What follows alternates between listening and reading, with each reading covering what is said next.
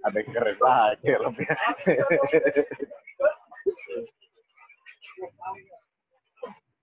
Ayo. Ada lepoan nggak? Beda jenis. Tapi itu udah double visor punya apa? Tapi itu pakai flat juga. Itu M loh bang. M itu. Yang abang pegang itu M itu. Nah, luarnya gede, dalamnya kecil. Sekan dia kan kepala cebong memang. Dia kan kepala cebong memang. Berapa beli? Oh, murah dia. Lah. Di BMS mau berapa? 600. Enggak, tapi itu beda tipe, Bang. Beda tipe. Pak standar itu 600.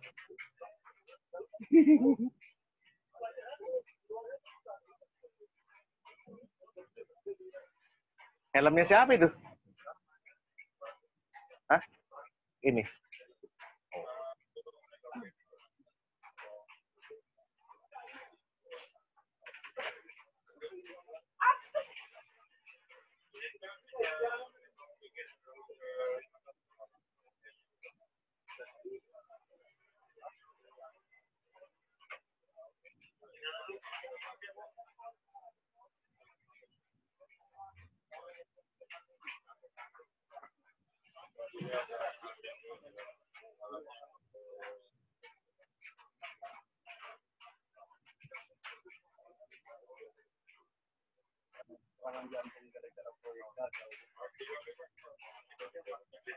Astagfirullah.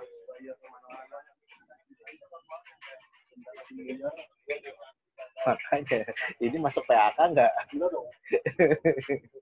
Kalau PAK itu kalau dia jajaran head manager ke bawah. Oke. Dia kan stres gara-gara proyek.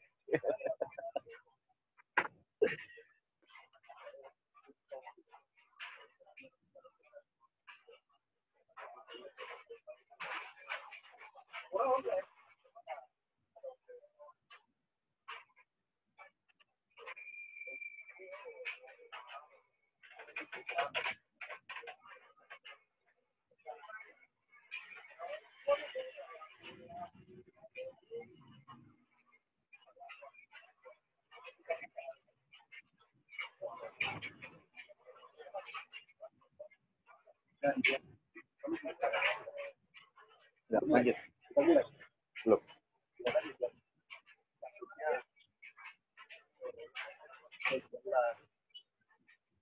Oh. Dari lu Sungai Wai itu kena. Terus? Sedikit banyak tuh pakai info. Bisa.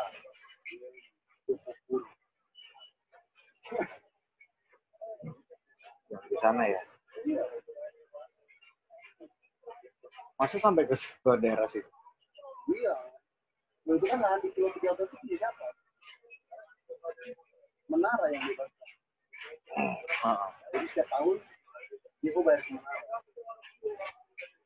Sewa tempat. Iya, sewa tempat. Ini menara nggak dapat proyek. Cuma dapat uang kontrakan aja lah ya. Tapi lumayan dong. Lumayan lah. Sebulan sekitar 800 jutaan. Diam-diam aja. Kita nggak tahu contohnya apa aja. Apakah minus apa kita nggak tahu. Ya, bebagi, dapatnya 200-300 sebulan lumayan loh, Bang. Kalau cuma dibagi buat admin aja, nggak ada orang operasional di lapangan.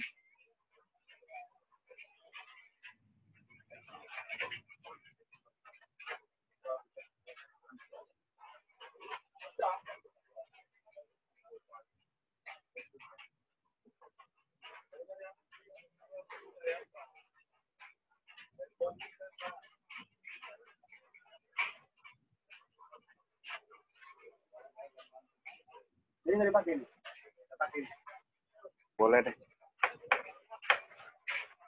Abang mau kemana? Mau dijemput Bang. Mau ke sana? Kira kemana? Sawit. Ntar Bang, ada lap nggak ya? Bahasa nah. Ayo. Kan pakai ini.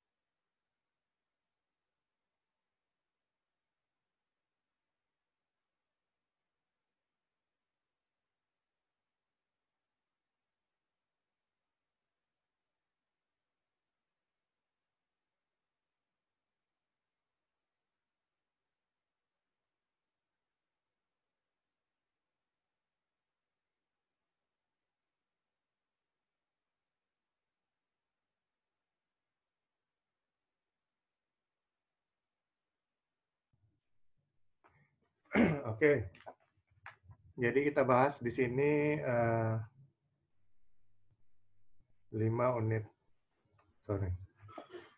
ya, 4 unit kompetensi dari segi pertanyaan-pertanyaannya.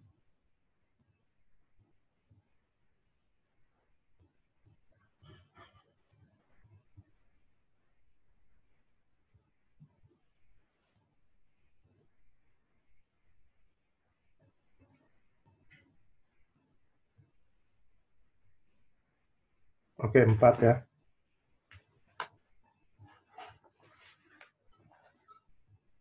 Jadi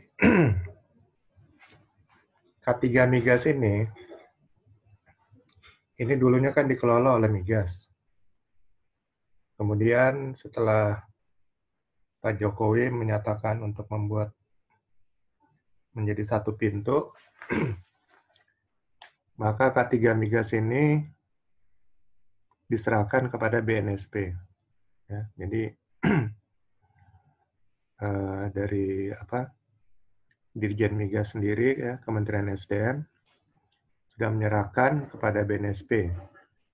Kalau nggak salah ya semenjak 2015 atau 2016. Nah, jadi sampai sekarang semua sertifikasi migas itu dilaksanakan melalui Badan Nasional Sertifikasi Profesi.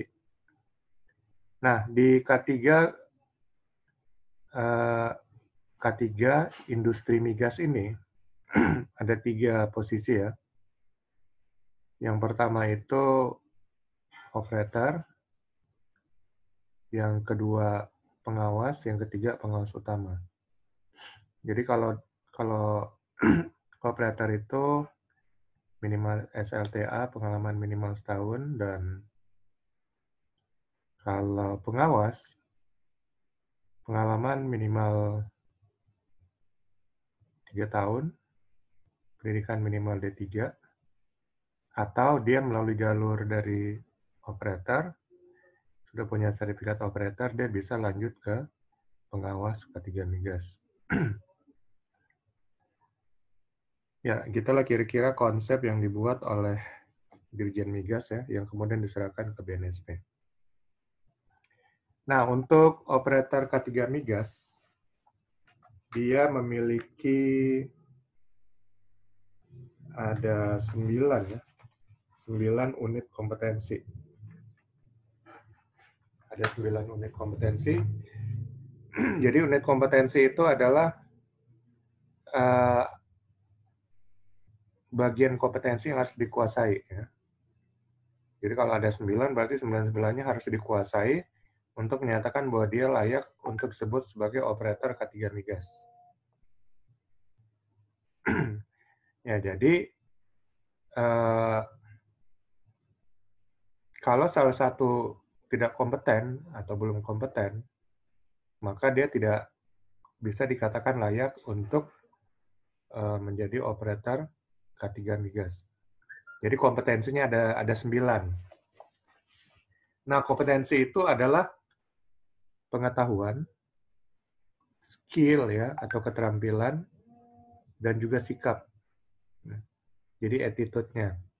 Jadi itulah yang menyatakan bahwa dia kompeten ya dalam suatu bidang. Nah, untuk dinyatakan kompeten dalam operator K3 Migas, ada 9 hal yang harus dipenuhi. Nah, konsep daripada BNSP, nanti BNSP akan bekerja sama dengan mitranya, yaitu LSP ya, Lembaga Sertifikasi Profesi. Lalu LSP ini akan mempunyai asesor. Ya. Jadi orang yang langsung melakukan assessment di lapangan namanya asesor. Kemudian untuk BNSP ada dua konsep untuk uji ya, diuji apakah dia kompeten atau enggak. Yang pertama uji portofolio. Uji portofolio ini kalau orangnya sudah pengalaman. Itu namanya uji portofolio dan punya rekaman-rekaman dan bukti-bukti ya kerjanya di lapangan. Jadi kalau dia punya portofolio lengkap, maka dia bisa diuji secara portofolio. Nah, nanti ujinya hanya untuk membuktikan bahwa portofolio ini benar memenuhi syarat daripada umpamanya untuk operator K3 Migas ini 9 unit kompetensi. Semuanya ada di situ umpamanya. Dan kemudian diuji lagi apakah ini benar-benar portofolio milik dia. Nah, itu aja ya. Jadi kalau uji portofolio itu lebih mudah kalau memang orangnya sudah pengalaman. Tapi kalau orangnya belum pengalaman, maka dia harus melalui namanya uji kompetensi. Jadi kalau dari uji portofolio dia gagal, dia akan masuk ke uji kompetensi. Atau kalau orang belum pengalaman atau sudah pengalaman tapi nggak punya bukti, dia langsung ikut aja uji kompetensi. Nah, di uji kompetensi ini, bukti kompetensinya adalah sertifikat pelatihan ya, atau sertifikat diklat dari lembaga pelatihan kerja seperti Indotraining. Jadi itulah bukti bahwa dia sudah kompeten. Nah, jadi ikut pelatihan. Jadi kalau nggak punya sertifikat itu nggak bisa ikut, nggak bisa diuji gitu. Karena syaratnya untuk uji kompetensi harus memiliki sertifikat pelatihannya. Ya. Nah, sertifikat pelatihan ini harus memenuhi 9 unsur unit kompetensi yang ada di operator K3 Migas. Nah, jadi nanti kami akan mengeluarkan sertifikat, itulah sebagai tanda bukti bahwa para peserta di sini menyatakan kompeten, gitu ya, untuk bisa diuji oleh BNSP melalui LSP ya, dan LSP akan menugaskan asesor. Jadi gitu kira-kira konsepnya. Dan di sini untuk mempersiapkan diri bahwa Bapak ya, semua materi sudah saya kasih, jadi tinggal dilihat videonya dan juga dilihat PDF-nya. Di sini saya hanya akan bahas mengenai kira-kira apa yang akan ditanyakan oleh asesor. Nah, asesor nggak akan jauh-jauh bertanya ya, pertanyaannya sesuai dengan SKKNI-nya ya. Jadi di sini SKKNI yang mengenai K3 Industri Migas. SKKNI itu Standar Kompetensi Kerja Nasional Indonesia. Nah, untuk operator ada 9 unit kompetensi. Ya, jadi untuk operator ini saya bacakan. Unit kompetensi yang pertama itu menerapkan peraturan dan perundangan K3 di industri migas. Yang kedua, menerapkan K3 di tempat kerja di industri migas. Yang ketiga, menggunakan alat pelindung diri di industri migas. Yang keempat, melakukan pemadaman kebakaran di industri migas. Yang kelima, mengoperasikan peralatan pemadam kebakaran di industri migas. Yang keenam, menggunakan self-contained breathing apparatus atau SCBA. Yang ketujuh, menggunakan alat uji gas di industri migas. Yang kedelapan, mengoperasikan sound level meter di industri migas. Yang kesembilan, melakukan pertolongan pertama pada korban kecelakaan kerja. Nah, itu 9 unit kompetensi. Artinya 9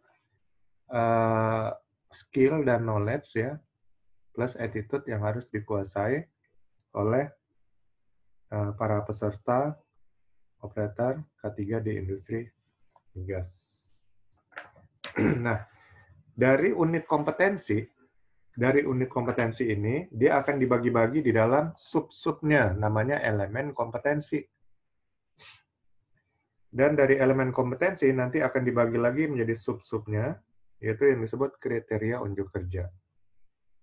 Nah, jadi yang akan ditanyakan oleh asesor nanti adalah intinya dari elemen kompetensinya. Oke, kita langsung masuk yang pertama ya. Unit kompetensi menerapkan peraturan dan perundangan K3 di industri migas. Di sini ada 2 elemen kompetensi. Yang pertama, memilih peraturan dan perundangan K3 yang berlaku pada industri migas. Yang kedua, menerapkan ketentuan-ketentuan dalam peraturan perundangan K3 yang berlaku pada industri migas. Jadi, hanya 2 ini fokus dari asesor nanti akan tanya kepada Bapak-Bapak sekalian. Oke, dari 2 elemen ini kita akan buat pertanyaan. Contohnya gini. Bagaimana cara Anda memilih peraturan dan perundangan K3 yang berlaku pada industri migas? Ya. Nah, itu. Kalau kurang ngerti, kita lihat lagi kriteria unjuk kerjanya. Kriteria unjuk kerjanya, peraturan perundangan K3 dipilih sesuai yang berlaku pada industri migas. Ketentuan dalam peraturan dan perundangan K3 yang berlaku pada industri migas dipasang di tempat kerja. Jadi bagaimana cara memilih? Ya kita lihat ya, regulasi mana yang ada hubungannya dengan industri migas. Nah, itu aja jawabannya. Dan peraturan yang berhubungan dengan K3 industri migas ya pertama tentu dasar hukum K3 yaitu Undang-Undang Nomor 1 Tahun 70. Ya. Itu yang jadi acuannya. Ya, itu pertama. Yang kedua, tentu peraturan pemerintah Nomor 19 Tahun 73 tentang pengaturan dan pengawasan keselamatan kerja di bidang pertambangan. Ya, PP Nomor 19 Tahun 73. Yang ketiga, peraturan pemerintah Nomor 11 Tahun 1979 tentang keselamatan kerja pada pemurnian dan pengolahan minyak dan gas bumi. Ya, kira-kira itulah 3 ya regulasi yang berhubungan dengan K3 industri migas. Jadi kalau ditanya oleh asesor, ini aja jawabannya. Undang-Undang Nomor 1 Tahun 70, PP 19 Tahun 73, dan kemudian PP Nomor 11 Tahun 79. Dah. Itu ya. Jadi itulah yang harus diterapkan. Nah, untuk penerapannya, nanti di lapangan langsung Bapak-Bapak kuasain baca-baca 3 regulasi itu, dan kemudian yang berhubungan dengan industri migas itu diterapkan di lapangan. Itu gunanya kompetensi ini maksudnya adalah untuk meyakinkan bahwa Bapak kompeten dalam bidang pekerjaannya nanti. Sehingga bisa dipercaya oleh perusahaan ya. Sehingga bisa percaya tidak akan menjadi suatu kecelakaan kerja. Kemudian yang mungkin ditanyakan dalam unit kompetensi yang pertama ini, yang kedua adalah elemen kompetensi yang kedua, yaitu menerapkan ketentuan-ketentuan dalam peraturan dan perundangan K3 yang berlaku pada industri migas.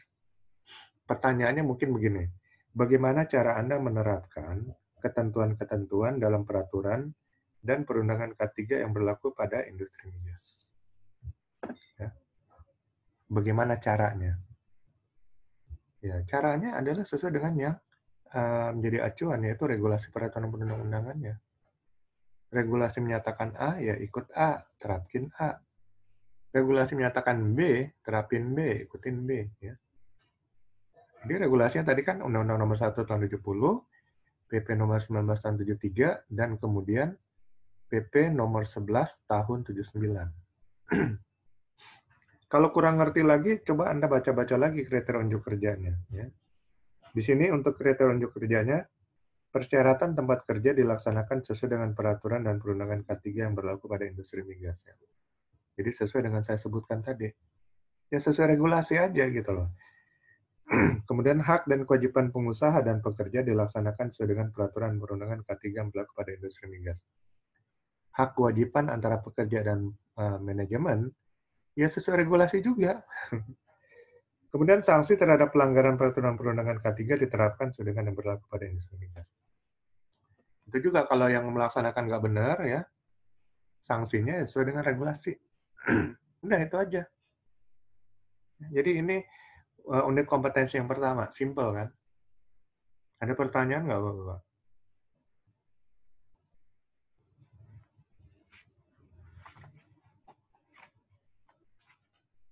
Kalau nggak ada pertanyaan, kita lanjut yang kedua. Nah, unit kompetensi yang kedua, yang untuk berlaku di operator K3 industri migas, ini judul unitnya menerapkan K3 di tempat kerja di industri migas. Ya, tadi kalau sudah regulasi, sekarang menerapkan K3-nya nih. Apa bedanya kira-kira? Kalau regulasi kan kita ikutin apa yang tertulis dalam regulasinya kan? A, B, C, D-nya ya kita ikutin. Tapi kalau di sini, unit kompetensi yang kedua, menerapkan K3 di tempat kerja di industri migas. Berarti di sini butuh skill kita sendiri, ya. Konsep kita mau menerapkan K3 itu di industri sesuai tempat kerja kita apa? Supaya tempat kerja kita aman, selamat, dan sehat. Itu istilahnya ya. Jadi kalau tadi kita mengacunya berdasarkan peraturan perundang-undangan ya di bidang K3 industri migas, kalau sekarang konsep yang kita buat sendiri supaya K3 itu bisa diterapkan dan tempat kerja kita jadi aman. Oke, kalau kita ikut acuannya dari unit kompetensi ini ada 4 elemen kompetensi. Ya, yang pertama, mengikuti prosedur K3 di lokasi. Yang kedua, mengidentifikasi dan merespon tempat berbahaya, beresiko, dan rawan kecelakaan. Yang ketiga, melaksanakan prosedur emergensi. Yang keempat, memelihara kesehatan pribadi. Nah, ini konsep yang akan kita terapkan di tempat kerja kita di industri migas. Jadi beda dengan unit kompetensi yang pertama. Yang di unit kompetensi yang pertama kita mengacu seluruhnya kepada regulasi peraturan perundang-undangan, ya, tidak menyimpang ke kiri maupun ke kanan. Yang kedua, unit kompetensi ini menyatakan bagaimana kita menerapkannya ya sesuai konsep kita. Nah, ini ada 4 elemen kompetensi. Jadi mengikuti prosedur K3. Berarti semua pekerja itu wajib paham prosedur keselamatan. Wajib paham SOP dalam melakukan pekerjaannya, ya, standar operating procedure. Kemudian wajib paham kebijakan K3 yang diterapkan oleh perusahaan. Itu prosedur ya. Lalu syarat-syarat K3 juga wajib diterapkan. Umpamanya wajib harus memakai APD ini untuk kegiatan ini ya. Untuk kegiatan pengelas harus pakai APD visor, pelindung muka, dan seterusnya. Itu namanya syarat K3. Nah, jadi kalau ditanya, bagaimana mengikuti prosedur K3 di lokasi? Mungkin pertanyaan seperti itu ya, di elemen kompetensi yang pertama, di unit kompetensi yang kedua ini. Bagaimana cara mengikuti prosedur K3 di lokasi? Caranya adalah, para pekerja sudah harus tahu dan paham semua regulasi, semua standar operating procedure, ya, semua syarat-syarat K3, ya, syarat-syarat K3, APD apa saja yang perlu dipakai dan sebagainya. Itu mereka harus tahu dulu ya. Nah, bagaimana mereka tahu? Operator K3 itu harus mensosialisasikan ya regulasinya. Kebijakan K3 perusahaan, standar operating perusahaan, ya, kemudian syarat-syarat K3 yang diterapkan oleh perusahaan, itu semua harus disosialisasikan. Karena bagaimana pekerja bisa tahu gitu. Nah, jadi jawabannya adalah, jawaban dari pertanyaan bagaimana cara mengikuti prosedur K3 delokasi, sosialisasi berulang-ulang, ya, dan kemudian pengawasan. Apakah apa yang sudah disosialisasikan diterapkan oleh para pekerja. Itu aja. Kemudian elemen kompetensi yang kedua, dari unit kompetensi menerapkan K3 di tempat kerja di industri migas. Tertulis mengidentifikasi dan merespon tempat berbahaya, berisiko, dan rawan kecelakaan. Jadi konsep K3 yang kita terapkan di tempat kerja kita nanti, kita identifikasi dulu tempat berbahaya di tempat kerja kita ya. Umpamanya ada alat berat ya, itu mungkin bahaya tertabrak, atau kalau kerennya bahaya tertimpa benda-benda yang diangkat, terjatuh dan sebagainya, bahaya kena swingnya dan sebagainya. Nah, itu harus diidentifikasi. Kemudian direspon itu bagaimana mengantisipasi bahayanya, gitulah istilahnya. Jadi umpamanya kalau ada pertanyaan begini, kira-kira asesor akan bertanya begini, bagaimana cara mengidentifikasi dan merespon tempat berbahaya, berisiko, dan rawan kecelakaan? Bagaimana coba? Ya tentu kita harus turun ke lapangan. Nggak mungkin kita identifikasi dari kantor. Ya, nggak mungkin identifikasi hanya melihat dari CCTV. Harus turun ke lapangan. Jadi identifikasi itu dilakukan secara real time ya, by fisik, langsung di lapangan. Jadi kita lihat prosedurnya apa aja, keadaan fisiknya apa aja, ya, keadaan apa, peralatannya, cara kerjanya seperti apa, dan lingkungan kerjanya seperti apa, sehingga kita bisa tahu ya bahaya dan resiko terkait pekerjaan di area kerja tersebut. Kemudian elemen kompetensi yang ketiga, melaksanakan prosedur emergensi. Jadi kalau terjadi keadaan darurat ya, keadaan darurat itu adalah keadaan di luar normal. Kalau terjadi keadaan darurat, maka prosedur normal tidak berlaku. Yang berlaku adalah prosedur keadaan darurat. Lalu apa itu keadaan darurat? Yang keadaan darurat paling terjadi seperti kebakaran, ya, gempa bumi, orang-orang panik dan sebagainya. Itu keadaan darurat. Jadi keadaan darurat itu memerlukan tindakan dan penanganan yang cepat dan tepat. Nah, melaksanakan prosedur emergensi. Jadi kalau terjadi keadaan darurat, maka yang berlaku adalah prosedur dalam keadaan darurat, itu prosedur emergensi. Nah, mungkin pertanyaan begini, bagaimana melaksanakan prosedur emergensi? Jawabannya sederhana. Ya, kita tahu dulu prosedurnya seperti apa.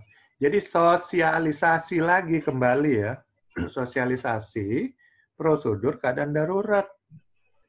Bagaimana mungkin kita melaksanakan prosedur emergensi kalau kita nggak tahu? Nah, kalau kita kurang ini mengerti, ini kriteria unjuk kerjanya kita baca lagi ya.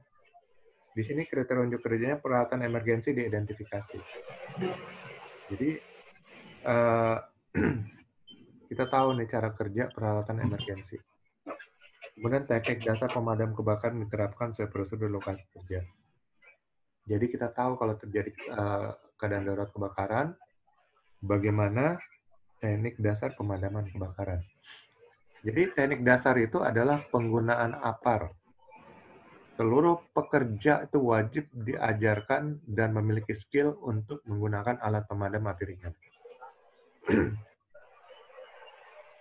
Kemudian sosialisasi tadi prosedur keadaan darurat. Jadi sosialisasi prosedur keadaan darurat, mengajarkan cara menggunakan APAR, dan kemudian peralatan-peralatan keadaan darurat itu semuanya dikenali dan diketahui oleh para pekerja. Itu aja. Ya, jadi bagaimana cara melaksanakan prosedur keadaan darurat atau emergensi? Ya 3 hal tadi ya. Mengajarkan pengetahuan tentang peralatan keadaan darurat, sosialisasi prosedur keadaan darurat, kemudian teknik pemadaman api dasar ya, cara penggunaan APAR itu diajarkan kepada seluruh peserta. Nah, kemudian elemen kompetensi yang keempat ya, dari unit kompetensi yang kedua. Ini baru yang kedua. Kita hari ini akan membahas 4 unit kompetensi. Memelihara kesehatan pribadi. Nah, pribadi berarti perorangan kan? Kita nggak ngurusin kesehatan orang lain gitu loh. Jadi memelihara kesehatan pribadi artinya pekerja harus tahu apa saja yang dapat mengganggu kesehatan kita di tempat kerja. Umpamanya ada debu-debu ya, umpamanya ada bahan-bahan uap kimia. Nah, itu harus disosialisasikan. Kemudian para pekerja juga harus kita sosialisasikan tentang kebijakan-kebijakan kesehatan dari perusahaan. Contohnya kebijakan larangan merokok, kebijakan larangan minuman keras dan penggunaan obat-obat terlarang di lokasi kerja. Itu harus disosialisasikan. Dan kemudian bagaimana memelihara standar kesehatan kita di tempat kerja, menjaga kebugaran, ya. Mungkin kita sosialisasikan bahwa kita harus istirahat minimal orang dewasa itu 6 jam sehari tidur. Tidur yang dimaksud sini tidur nyenyak ya. Bukan tidur-tiduran sambil melamun, menghayal, hitung-hitung udah 6 jam. Atau tidur-tiduran sambil nonton film, udah 6 jam, udah cukup. Enggak, tidur 6 jam itu tidur nyenyak. Nggak sadar, nggak tahu apa-apa. Kalau kurang dari 6 jam itu akan mengganggu konsentrasi kita, fokus kita dalam pekerjaan. Apalagi kalau kita operator ya, alat berat atau peralatan yang membutuhkan konsentrasi tinggi, itu akan sangat membantu. Kehilangan konsentrasi ini dalam istilah medik disebut fatigue. Ya. Fatigue itu ya sebenarnya kelelahan. Nah itu sangat berbahaya.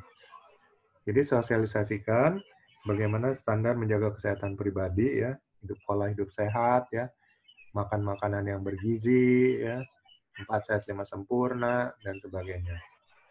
Banyak minum dan seterusnya. Ya, ini kira-kira unit kompetensi yang kedua menerapkan K3 di tempat kerja di Indonesia. Jadi Bapak-bapak kira-kira udah siap nanti untuk kalau ditanya oleh asesor nih pertanyaan-pertanyaan seperti ini. Kemudian kita masuk ke elemen kompetensi yang ketiga. Elemen kompetensi yang ketiga menggunakan alat pelindung diri di industri migas. Nah, di sini hanya ada 2 elemen kompetensi. Yang pertama menentukan alat pelindung diri yang akan digunakan. Yang kedua, menggunakan jenis-jenis alat pelindung diri. Ya, jadi kalau ditanya oleh asesor, bagaimana cara menentukan alat pelindung diri yang akan digunakan? Kira-kira apa jawabannya? Ya, kita harus tahu dulu cara jenis pekerjaannya apa, ya. Cara dilakukan pekerjaan apa. Kalau pekerjaan di ketinggian, tentu bahayanya adalah terjatuh. Maka alat pelindung dirinya alat pelindung dari jatuh. Seperti full body harness, nah, gitu. Kalau kita bekerja di proyek konstruksi, maka bahayanya adalah terjatuh benda-benda dari atas, ya. Kalau kita berada di bawah, kan. Maka alat pelindung diri tentu alat pelindung diri kepala. Karena kalau benda terjatuh dari atas itu nggak mungkin terkena ke muka kita gitu. Kecuali kita jalannya ngedongak terus ke atas gini ya. Nah, jadi kita pakai safety helmet. Nah, itu akan melindungi kita dari benda-benda yang terjatuh dari atas. Ingat ya, sebuah skrup yang ukurannya kecil. Tapi kalau jatuh dari ketinggian 100 meter, itu kena kepala, Macet. tembus sampai ke otak, mati langsung orangnya. Jadi jangan. Macet di kepala. Ya, karena benda yang jatuh dari atas itu akan mengalami percepatan. Karena bumi kita memiliki gaya gravitasi ya, 9,8 meter per detik kuadrat. Jadi artinya ada kuadrat sini akan semakin cepat dia. Jadi dari ketinggian 100 meter mungkin kecepatannya pelan, tapi makin lama makin kencang. Nah, karena makin kencang itulah saat jatuh kena kepala itu bisa mungkin tembus langsung masuk ke dalam kepala. Jadi ya nggak enteng nih kalau direkonstruksi. Hati-hati. Satu baut kecil gini aja bisa membunuh kita. Makanya kita harus pakai pelindung kepala, safety helmet. Ya, jadi bagaimana cara menentukan alat pelindung diri akan digunakan? Ya kita harus tahu dulu jenis pekerjaannya, bahaya, kita identifikasi dulu bahayanya. Maka kita bisa menentukan jenis alat pelindung diri. Kalau safety shoes itu melindungi dari kejatuhan benda-benda paling tinggi 2 meter. Ingat ya, 2 meter itu mungkin bisa kena ke kaki. Makanya pakai safety shoes yang di ujungnya itu ada lapisan baja ya, melindungi ujung jari kita. Tapi kalau benda lebih dari 2 meter, itu jatuhnya nggak akan kena kaki, tapi ke kepala. Itu udah melalui penelitian loh, bukan saya yang bilang. Melalui penelitian. Jadi safety shoes melindungi dari benda-benda yang jatuh paling tinggi 2 meter. Jadi contohnya kita bawa sesuatu nih, kalau terlepas jatuh biasanya kena kaki kan. Nggak mungkin kena punggung gitu. Jadi itu safety shoes. Kemudian kalau sarung tangan katun itu melindungi dari kita dari benda-benda yang mungkin punya ujung yang tajam, lancip. Itu sarung tangan katun. Atau benda-benda kasar ya, yang akan mencederai kulit. Jadi pakai sarung tangan katun. Sarung tangan karet itu untuk melindungi tangan kita dari bahan kimia. Mungkin kita bekerja dengan bahan-bahan kimia. Dan kemudian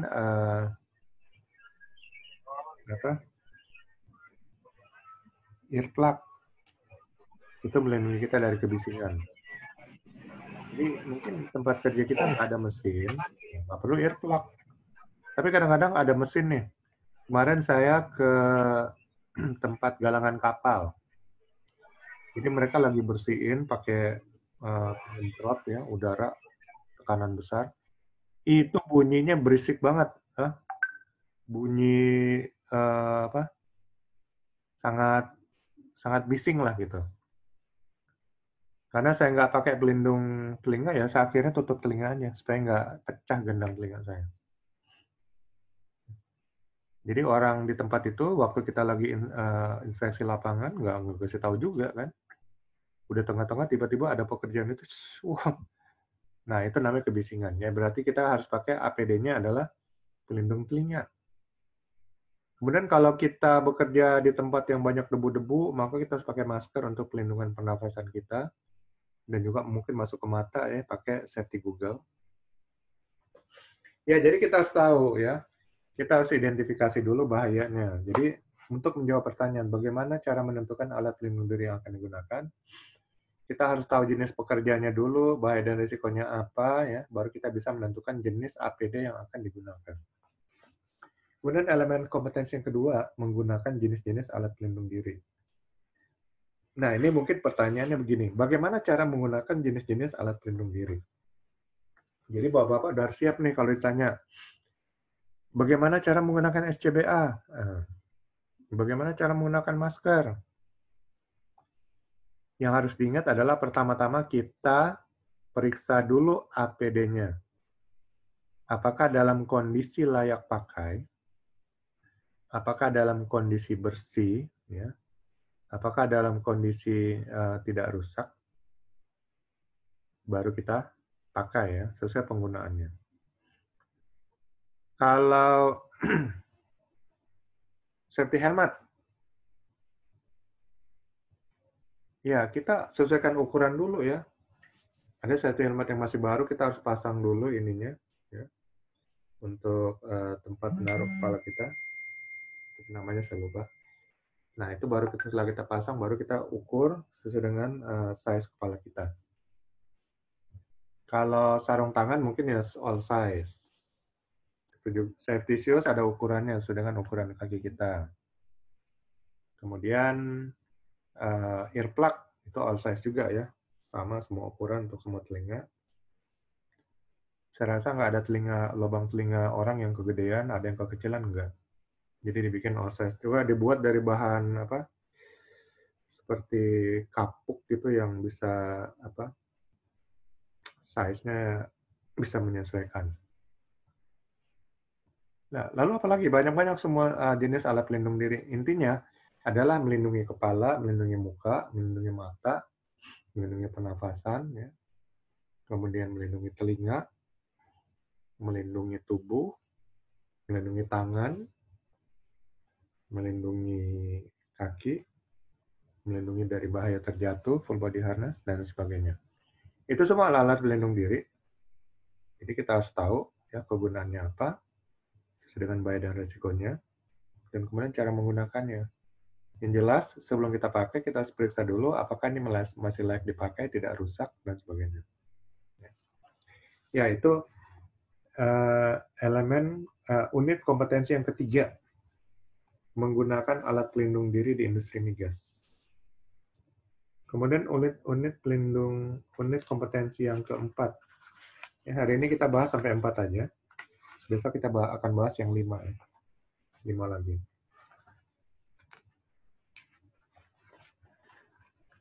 Nah, unit kompetensi yang keempat ini judulnya melakukan pemadaman kebakaran di industri migas. Jadi kebakaran itu adalah disebabkan oleh api. Api itu suatu reaksi kimia yang menghasilkan panas dan cahaya. Jadi api itu bukan benda ya, ingat ya. Api bukan benda. Kalau benda ada 3 wujud, padat, cair, gas. Kalau api enggak. Mau dibilang gas nggak bisa. Kalau gas, ciri-ciri gas itu ya menempati ruang dan memiliki massa. Api nggak punya massa, kita nggak bisa hitung massa api. Massa itu berat ya, berat yang yang tidak dipengaruhi oleh gaya gravitasi. Artinya kandungan dari benda itu. Jadi api bukan benda, tapi reaksi kimia yang menghasilkan panas dan cahaya. Nah, api ini terjadi karena 3 komponen utama, yaitu ada oksigen. Ya pasti di bumi kita ini di mana-mana ada oksigen. Kedua ada panas. Ketiga ada bahan bakar. Jadi kalau nggak ada bahan bakar, nggak akan ada api. Nah, yang perlu kita perhatikan jadinya bahan bakarnya ini ya. Selama api masih bisa membakar sesuatu, api itu akan muncul, akan ada, gitu. Akan eksis. Bahan bakar ini bisa, kalau di standar NFPA yang di Indonesia ikut ya, ada 4 kelas ya. Kebakaran benda padat non-logam ya, kelas A. Kelas B, kebakaran benda cair dan gas. Kelas B. Kelas C, kebakaran listrik dan instalasinya. Kelas D, kebakaran logam.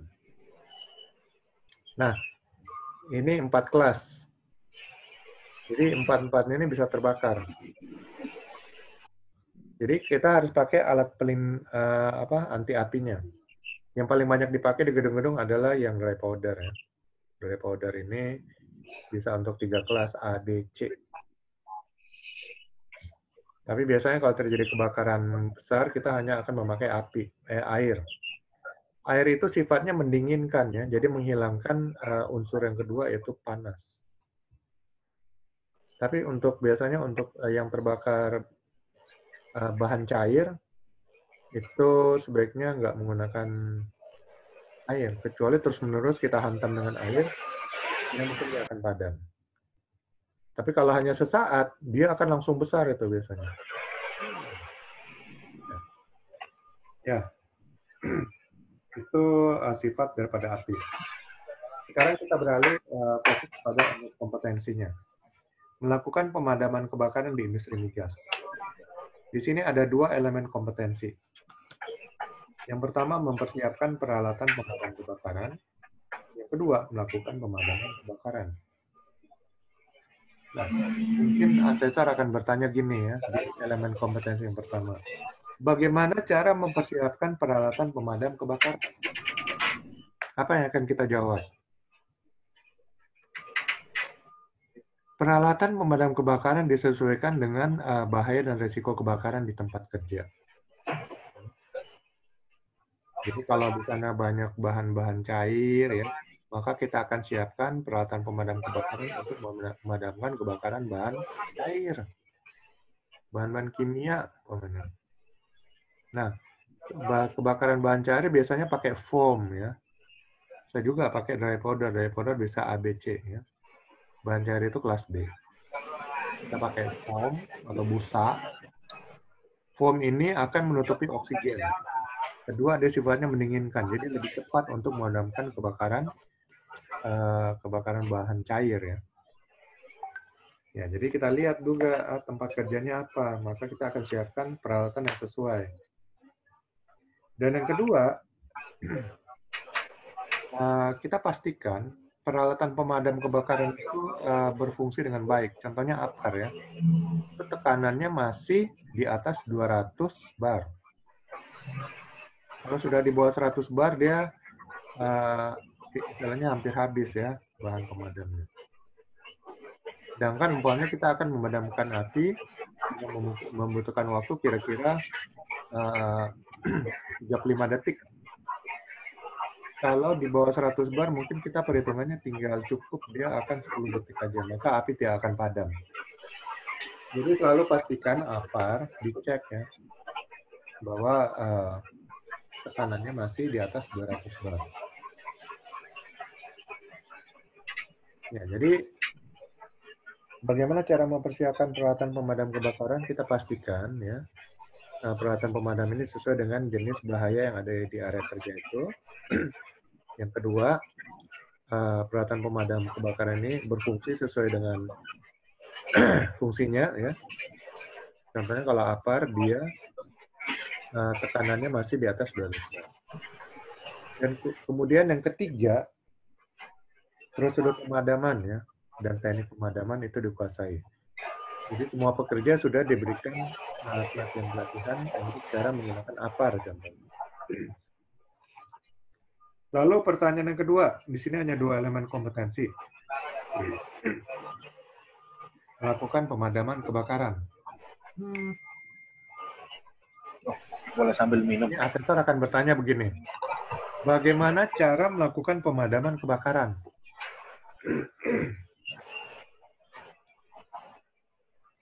Ada yang tahu nggak cara menggunakan APAR?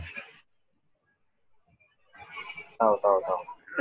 Ya, jadi APAR itu dia pertama kita cabut pinnya dulu, karena kalau kita nggak cabut pinnya, kita nggak akan bisa neken handle ini tuasnya, dan alat pemadamnya nggak akan keluar. Jadi cabut pin, ya, arahkan ke titik dasar atau titik tengah api, ya. Lalu tekan handle-nya, tuasnya untuk mengeluarkan alat pemadamnya, bahan pemadamnya. Kemudian disapukan. Ya udah, simpel gitu aja. Nah, cuman memang para pekerja harus dilatih berulang-ulang. Jadi sebelum isi ulang biasanya dry powdernya, daripada dibuang, mendingan latihan untuk pemadaman kebakaran. Karena gini, kalau kita nggak latih ulang-ulang, biasanya orang akan panik. Karena baru pertama menggunakan gitu. Jadi akan panik. Bukannya nyemprot ke api, malah nyemprot ke mukanya sendiri. Gitu. Ya orang kalau panik ya seperti itu. Atau malah nyemprot teman-temannya, bukan nyemprot api. Nah, atau ini belum buka pinnya, buka kini-kini, nggak keluar, gitu, karena panik.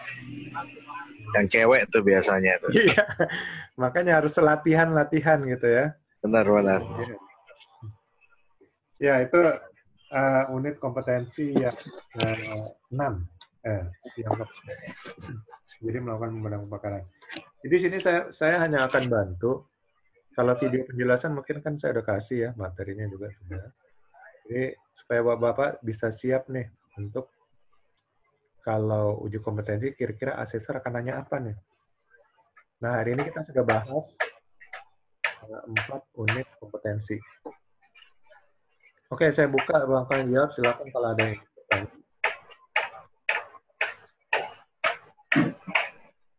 Pak Nasrullah gimana, ngerti Pak? Itu harus di-unmute dulu Pak. Tombol mikrofonnya. Ya.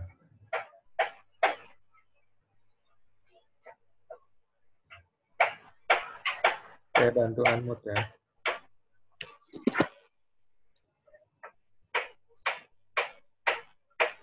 Bapak sendiri unmute. Iya, sudah Pak. Ya, gimana, ngerti Pak? Iya, insya Allah mengerti Pak. Sangat jelas. Jadi gini, konsepnya semua asesor itu akan mengacu kepada unit kompetensi dan elemen kompetensi. Itu yang jadi dasar mereka akan bertanya. Jadi kalau kita udah siap nih jawabannya. Sehingga pada waktu ditanya nggak gugup lagi gitu. Biasanya orang akan gugup karena nggak tahu apa yang akan ditanya kan. Betul. Benar. Kalau kita udah tahu ya kayaknya santai-santai. Oke, Pak Rahmat.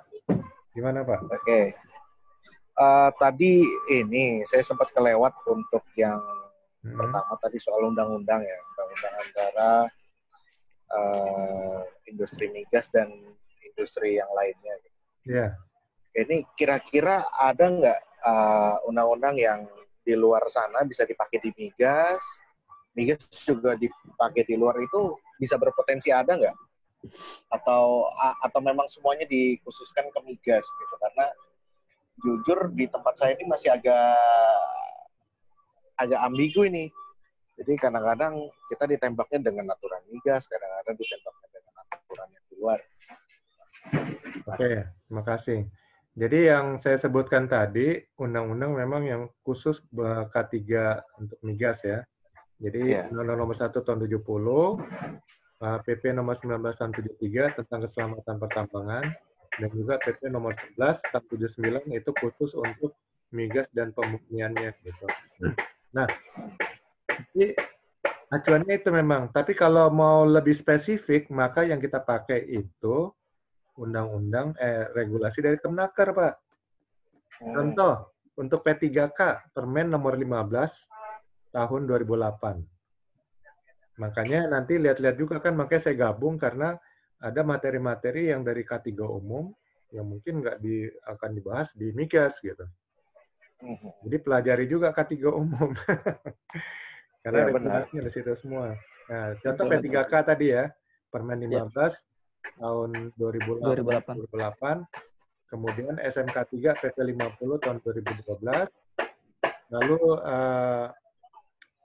P2K3 Permen nomor berapa itu tahun 87 saya lupa. Lalu mengenai kebakaran ya tadi Permen nomor 4 tahun 80. Mengenai APAR. APAR 1980. Ya. Kalau mengenai sprinkler itu Permen nomor 2 tahun 83. Nah, jadi semuanya regulasi yang spesifik ada di Kementerian Tenagakerjaan. Jadi kalau mau ke spesifik ya pelajari juga yang regulasi Kementerian Tenagakerjaan. Semuanya ada di K3 umum ya. Jadi kalau mau lebih jelas memang K3 umum. Tapi kalau spesifik migas ya K3 migas cuma itu. Undang-Undang Nomor 1 Tahun 70, PP 19 Tahun 73 dan PP Nomor 11 Tahun 79. Oke. Oke, ada pertanyaan lainnya? Gini Pak, Ya. yang untuk apa ya, SCBA itu kemungkinan dari advisornya itu kemungkinan dia nanyakannya lebih ke cara penggunaannya atau apa ya Pak, tekniknya apa gimana itu Pak untuk SCBA Pak? Besok kita bahas itu, Pak. Oh besok ya, oke. Oke, besok ada materinya. Oke, Sabar, Nas. Oh, Sabar, Nas. Sabar, Nas. Sabar.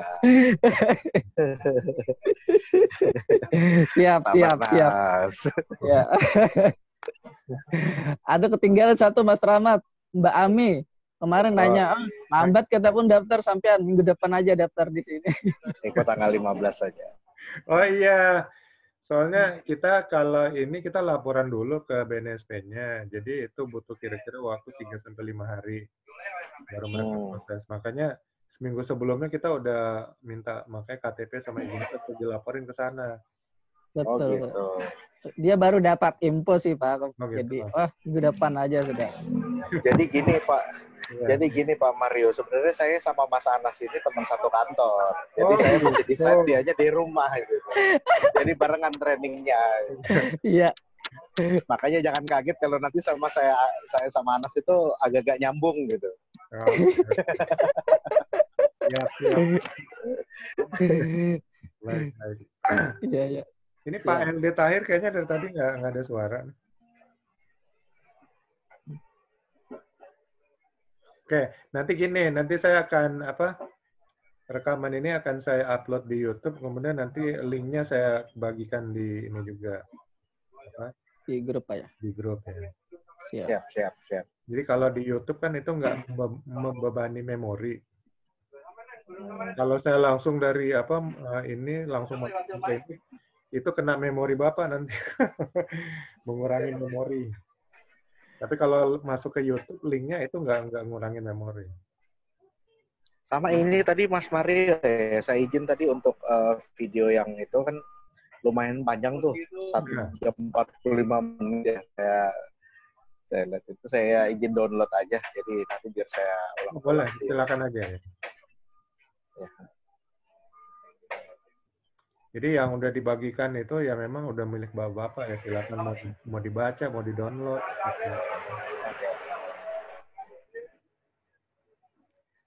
Oke, sebentar lagi mau masuk kelas K3 umum, jadi nanti kita lanjut lagi besok Pak ya, jam 10 ya. Oke, siap Pak. Oke, thank you Pak Mario. Baik, terima kasih. Terima kasih Pak Mario. Ya. Selamat pagi. Ya, selamat pagi.